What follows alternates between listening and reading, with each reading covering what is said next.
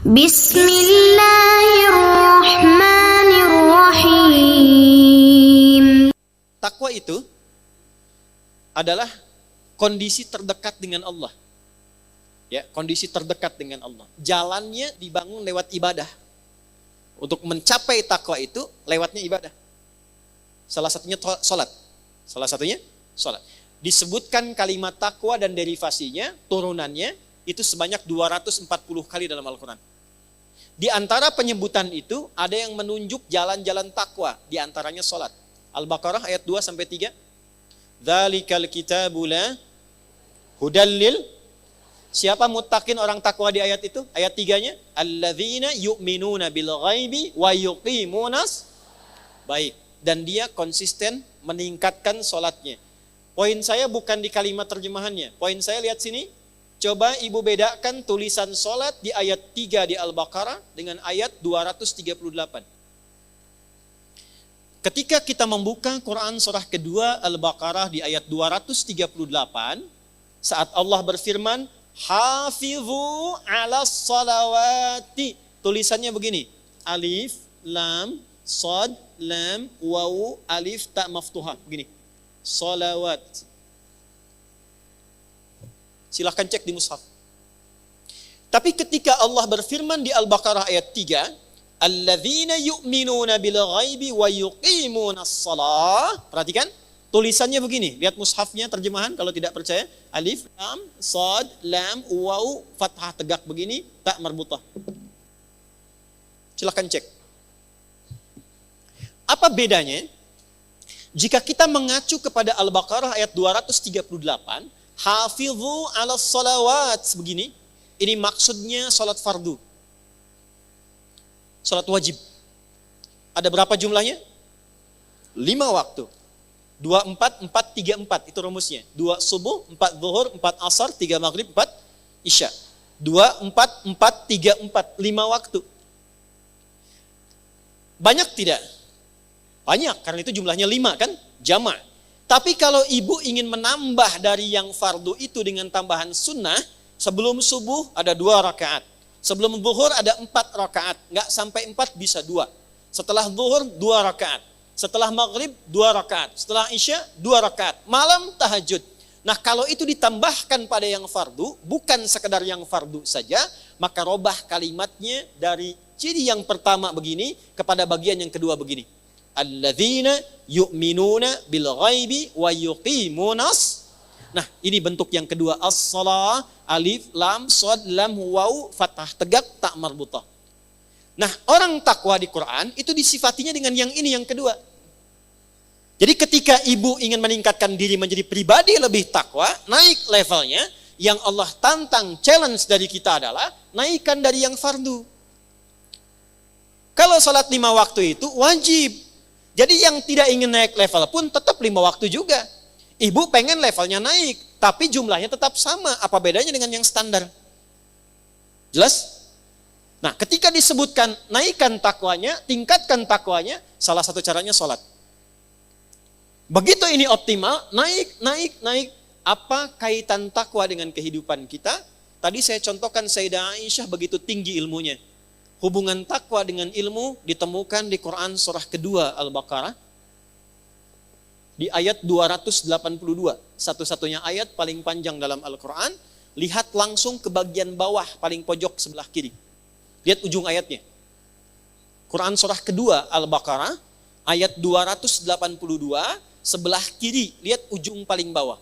Wattaqullah, tingkatkanlah takwamu kepada Allah. Wa yu'allimukumullah, semakin meningkat takwamu, Allah tanamkan, ajarkan dan tambahkan pengetahuan pada dirimu. Jadi akselerasi, percepatan pengetahuan itu bukan hanya ditempuh dengan ikhtiar kita untuk menghafal dan belajar. Kalau pengen cepat dapat aksesnya, dekati pemiliknya. Yang punya ilmu siapa? Allah. Yang punya harta siapa? Alhamdulillah Allah titipkan pengelolaan sebagai amanah tempat ini kepada Bu Anita. Punya akses dengan Bu Anita, cepat nih bisa pesan tempat nih. Bahkan kita bisa pesan, Bu, kalau bisa besok-besok di depan ada domnya ya. Supaya yang di luar itu misalnya bisa lebih nyaman. Sepakat? Insya Allah jadi pahala misalnya ya. Nah, itu bisa lebih cepat diwujudkan. Ketimbang saya bilang sama Teh Nanet. Ya?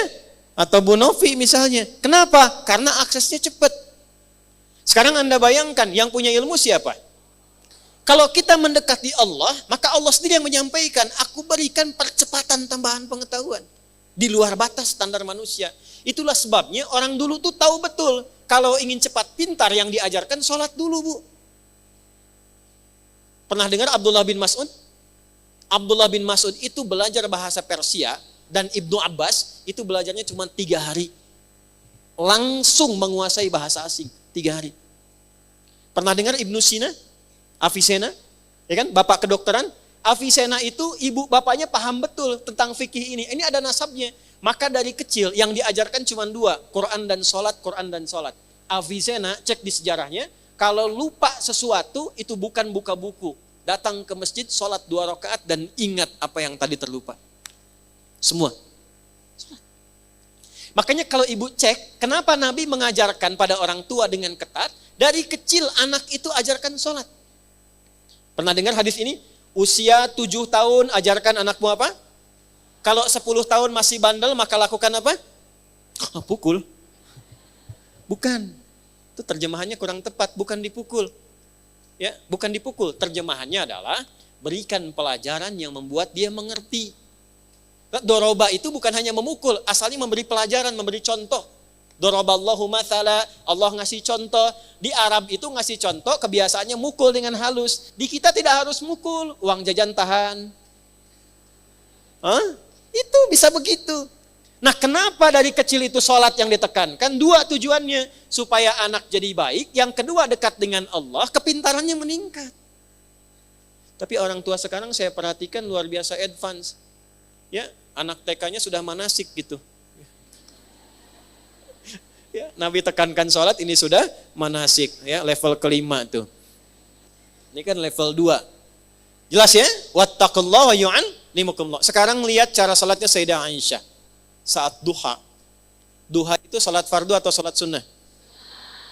Perhatikan kesaksian dari keponakan beliau. Aku ke rumah bibiku dan menyaksikan bibiku sedang sholat duha. Dalam satu riwayat membaca surat Tur, surah ke-52. Ketika sampai pada bacaan tasbih, beliau bertasbih dan menangis dalam tasbihnya. Perhatikan baik-baik ya. Semua biografi, cerita tentang orang-orang hebat di masa lalu, selalu memberikan kita informasi, tidak pernah mereka membaca apapun kecuali paham apa yang dibaca itu. Minimal tahu artinya, Bu. Nih ya, saya tuliskan. Saking paham dan mengerti tentang ayatnya, saya lihat bibi saya itu bukan sekedar baca diulang sampai menangis. Sesegukan kalau bahasa kita itu, saking merasakan dalamnya ayat itu untuknya. Karena lama, ini baru 1 ayat, karena lama baca itu, saya putuskan saya ke pasar dulu untuk beli sesuatu. Begitu saya kembali, saya lihat bibi saya masih baca ayat itu dan masih nangis seperti tadi. Ibu kesini, lihat teman ibu sedang sholat. Baca Al-Ikhlas, saking ikhlasnya nangis misalnya. Ya. Baru nyebut Allahus Somad, ingat semua masalah misal. Ya. Nanti ada sanadnya, Bu. Al-Ikhlas itu ada sanadnya, nanti saya cerita di akhir ya, tolong diingatkan. Misalnya begitu Allahus Somad diulang-ulang, sudah 5 menit belum selesai. Ibu putuskan saya ke Kosambi dulu aja deh, ntar kesini lagi. Begitu kesini lagi masih di ayat yang sama, masih nangis dan itu yang dikerjakan sholat sunnah. Itulah Sayyidah Aisyah.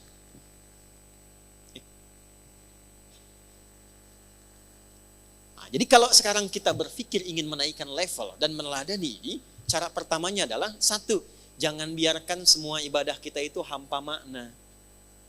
Jangan biarkan tidak mengerti apa yang kita kerjakan dan kita lakukan dalam ibadah kita. Karena di Islam itu unik, semua ibadah itu ada artinya, Bu.